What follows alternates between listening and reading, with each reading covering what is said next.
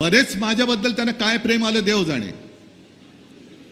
उद्धव ठाकरेंना काही संकट आलं, अरे आणून बघा माझं हे सुरक्षा कवच माझ्या सोबत आहे.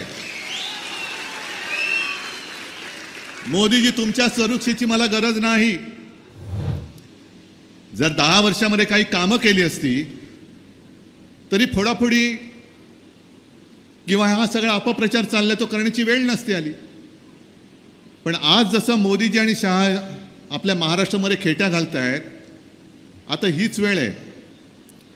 यांना 2 वेळेला महाराष्ट्राने भरभरून दिलं, कारण आपण शिवसेना म्हणून अख्खी शिवसेना तुमच्या सोबत होती.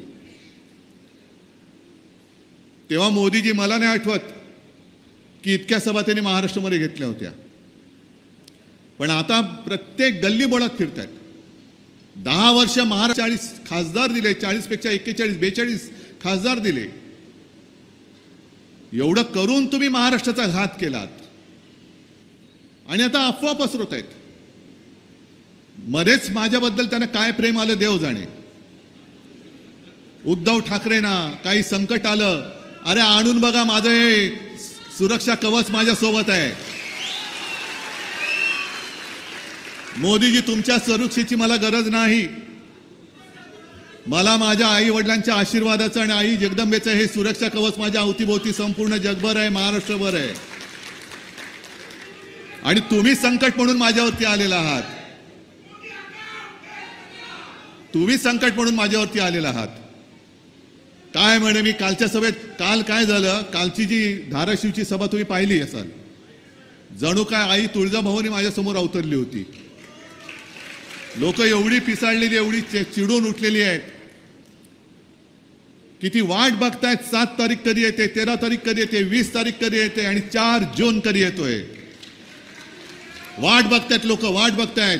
येते तारीख येते कधी आणि ठोकतोय कधी. आणि त्या सभेत मी बोललो. मोदीजी जे म्हणाले की त्यांनी मला ऑपरेशनचा सल्ला दिला होता, मग ते माझी चौकशी करत होते. ठीक आहे, या खऱ्या खोट्यामध्ये मी काही जात नाही, कारण आता नसीम भाई तुम्ही जे सांगितलं त्याच्यामुळे जगात आणि देशात खोटं कोण बोलतंय हे लोकांना कळलंय. फक्त माझ्याशी खोटं बोललेत असं नाहीये. तुम्हाला जी वचनं दिली होती, मग 15 लाखाचं असेल, 2 कोटी रोजगाराचं असेल, घराचं वचन दिलं असेल, आणखीन काय दिलं असेल, हे सगळं खोटं बोलण्याचं काम मोदी, शहा आणि भाजपाने केलेलं आहे. मोदींची गॅरंटी मला नको आहे, माझी गॅरंटी माझ्या समोर आहे.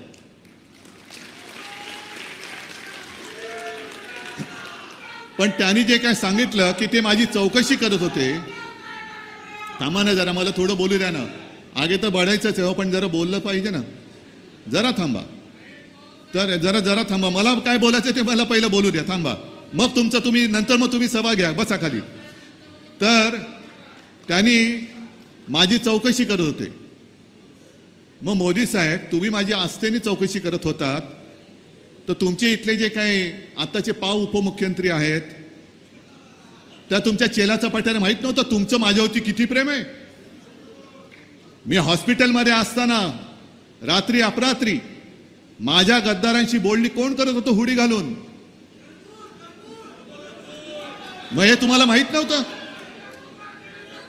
माझं सरकार गद्दारी करून खाली खेचतायत. गद्दाराला तुम्ही असली शिवसेना म्हणून मिरवताय, हे तुमचं माझ्याबद्दलचं प्रेम. एक तर तुम्हाला हिंदू हृदय सम्राट हा शब्द उच्चारायला जड जातोय. बाळासाहेबांचं माझ्यावरती खूप मोठं कर्ज आहे, बाळासाहेबांचं माझं खूप मोठं कर्ज आहे. ते कर्ज आता महाराष्ट्राची जनता व्याजा सकट वसूल केल्याशिवाय राहणार नाही.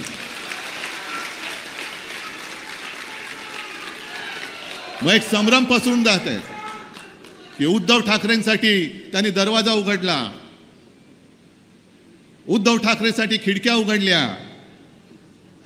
आणखीन काय काय उघडतील. पण महाराष्ट्र जो लुटतोय त्याच्यासोबत हा शिवसेना प्रमुखांचा पुत्र जाऊ शकेल काय? महाराष्ट्र तुम्ही ओरबाडता आहात. जातीपातीमध्ये, धर्मामध्ये विष कालवत आहात. अरे आम्ही काय हिंदुत्व सोडलेलं नाहीये.